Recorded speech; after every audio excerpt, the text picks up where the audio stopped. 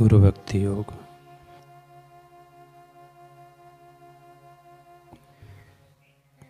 सच्चे शिष्य के लिए गुरु के वचन माने कानून।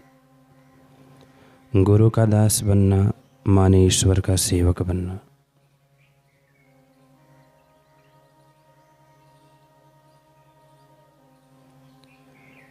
जिन्होंने प्रभु को निहारा है और जो योग्य शिष्य को प्रभु के दर्शन करवाते हैं वही सच्चे गुरु हैं।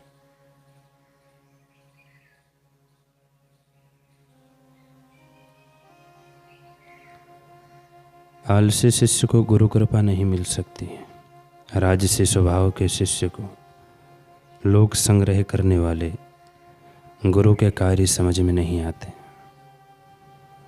किसी भी कार्य का प्रारंभ करने से पहले शिष्य को गुरु की सलाह लेनी चाहिए। महात्मा गुरु की सेवा, उनकी लिखी हुई पुस्तकों का अभ्यास और उनकी पवित्र मूर्ति का ध्यान, यह गुरु भक्ति विकसित करने का सुनहरा मार्ग है।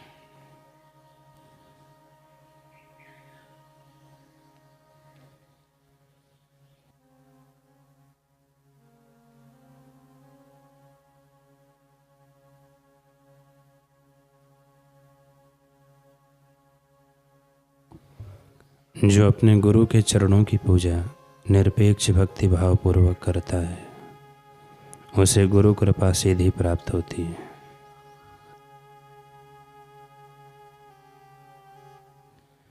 गुरु का आश्रय लेकर जो योग का अभ्यास करता है वह विविध अवरोधों से पीछे नहीं हटता।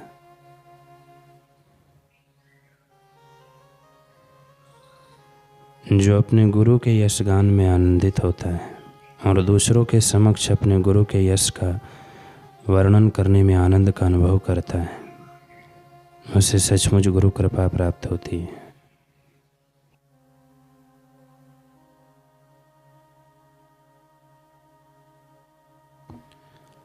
ऐ मेरे ओलिया देना है तो आँखों को ऐसी रसाई दे, मैं देखूँ आए ना तो मुझे तू दिखाई दे।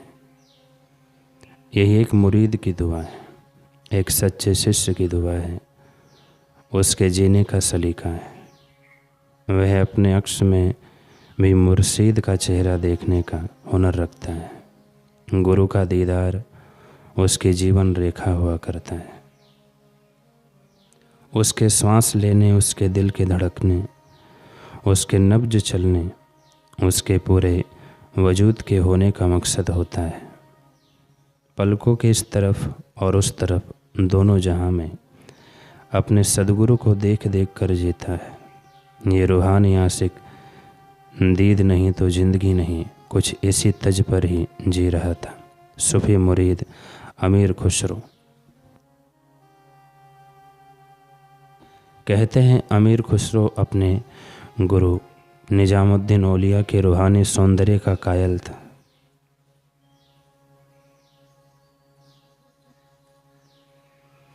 औलिया का चेहरा है उसके लिए सुबह का आफताब था और रात का चांद था। उसी से उसका सारा संसार रोशन था। एक बार महफिल सजी, सारे मुरीद घेरा बनाकर बैठे थे। खुसरो भी उनके बीच था।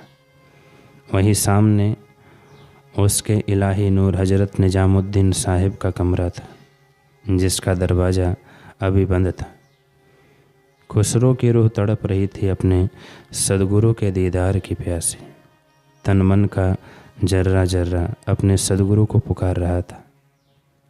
उनकी रूहानी खूबसूरती को देखने के लिए खुसरो बावरा सा हो रहा था। कहते हैं कि इसी लम्हा खुसरो के दिल में एक काफ़ी फूटेगी। रूहानी शक्ल तेरी जब देख पाते हैं झोंके खुशगवार पत्थरों ने राह पाते हैं। एक बार घूंघट जरा फिर से हटा दो, दंग होने का दीवानों को मजा दो। भीतर कमरे में जब गुरु को खुसरो की आवाज़ गूंजी तो औलिया ज़ोर ज़ोर से हंसने लगे, लेकिन बाहर नहीं आए। इससे खुसरो में और ईंधन भर गया।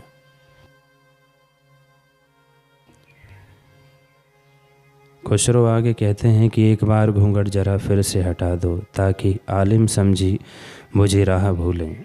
होशियारों की अक्ल ही हिल जाए चूल्हे, पानी बन जाए मोती तुम्हारा अक्स पड़ने से, आतिश छोड़ दे जलनी थम जाए जंग करने से। खुसरो बड़े नाज से अपने सदगुरु को बता रहा था कि हे सदगुरु, तुम्हारा दीदार होने पर दुनिया पर क्या और कैसा असर पड़ता है। कोई हार जाता है तो कोई जीत जाता है। पढ़े लिखे आलिम फाजिल लोग अपनी चालाक अक्ल गवा बैठते हैं। पानी की बूंद मोती बनकर चमक उठती है।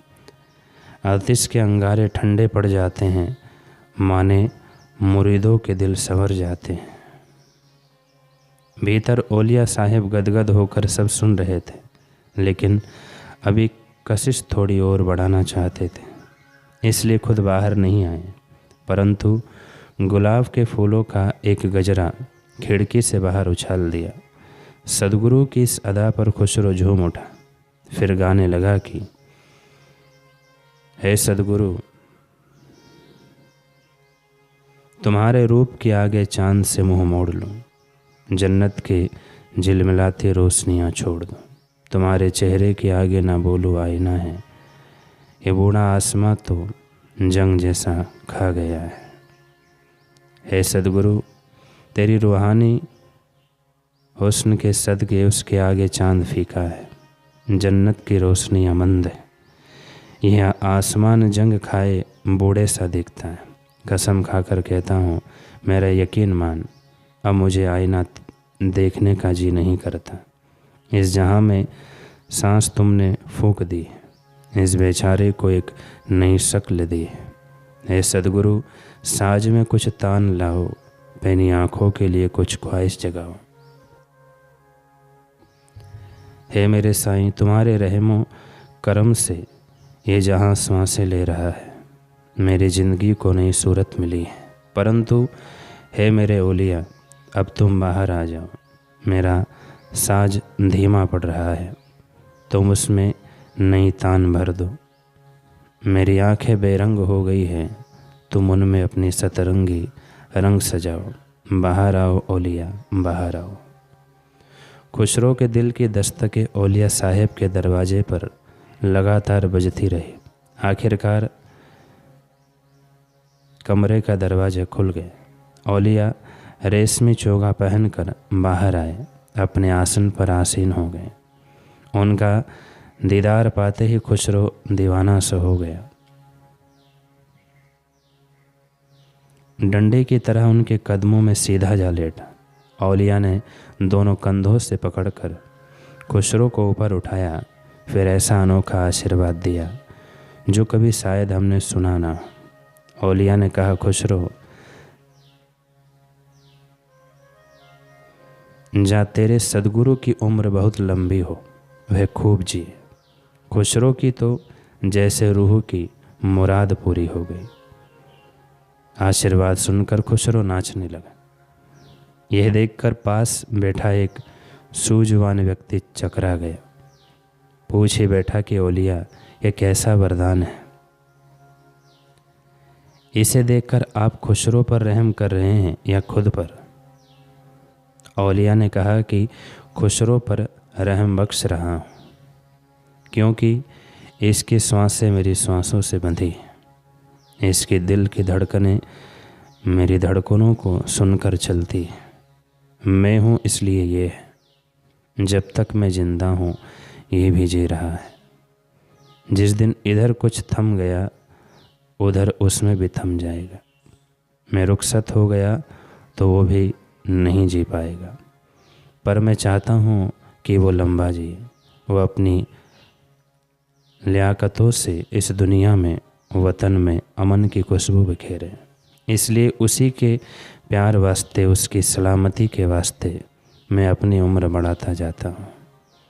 शायद इस दुनियावी सुझवन को इस सदगुरु और शिष्य का प्रेम का गणित समझ में नहीं आया, लेकिन मुरीदों को ज़रूर आएगा।